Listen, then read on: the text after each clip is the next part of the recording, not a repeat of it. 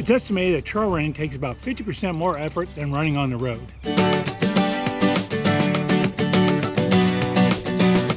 Welcome to the Ageless Runner. I'm Ralph. If you're new here, I'm all about helping you have a fun, safe, and healthy running life at any age, but especially as you grow older. Thank you so much for being here today. As runners, it's really important we spend some time doing hard running in an anaerobic state, something above 80% of our max heart rate. And typically we do that through things like intervals, fartleks, or hill repeats. But you know what? Those are boring. Those aren't any fun. They're almost a chore, which is why I don't do them nearly as often as I should. Now, an alternative to doing things like intervals and in addition to is trail running. Trail running is going to work you just as hard as doing intervals, if not harder. It does a great job of improving your physical conditioning. And the reason is kind of why I alluded to in my intro. Some experts, some people believe that trail running takes as much as 50% more effort than running on a nice paved street or sidewalk or something. Well, why is that? Well, typically where I run here in Ohio, there are forested trails, and I run them in various parts of the state, and they're all very similar. It's just a matter of degree as far as how different or how bad certain aspects are. They all have rocks and roots in the trail, which you have to step over. You have to pick up your feet higher. They all have hills. It's just a matter, again, of how steep and how many. And, of course, they are windy and kind of oscillating back and forth depending on the course. All of that causes you to work harder.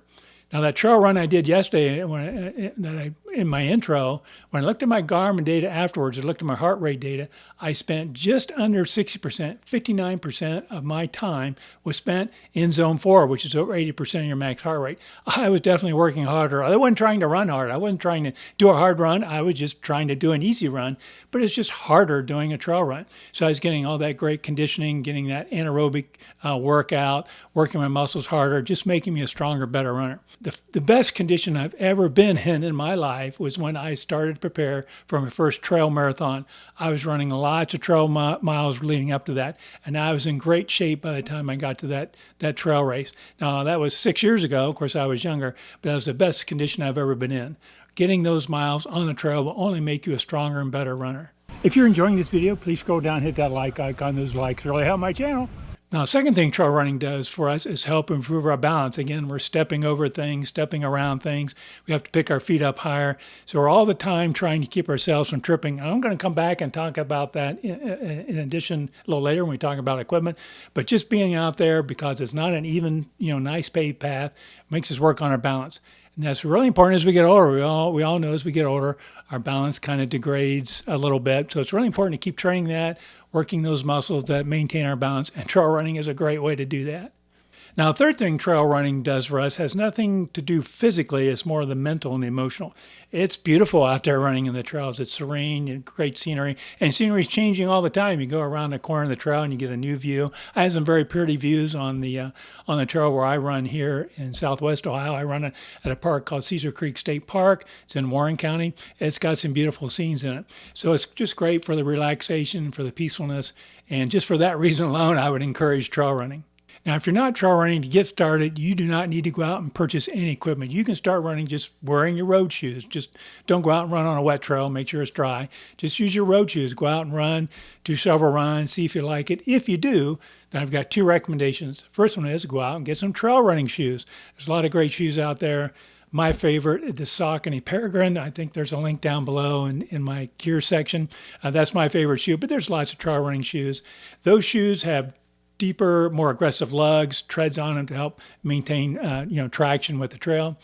The second recommendation I have, and I waited too long on this, my second recommendation is if you're over the age of 50, and definitely if you're over the age of 60, get trekking poles. Trekking poles, those poles, you carry one in each hand, kind of goes along with you as you run. They're great for keeping you upright. I used to always fall. No matter when I did a trail run, I would take a fall. But since I've started using trekking poles, I've not fallen. So they're good to help keep you upright. They're also good when you're going up and down hills. And I also found as I get later in my run, I start getting tired. It just takes some of the burden off the legs using the trekking poles.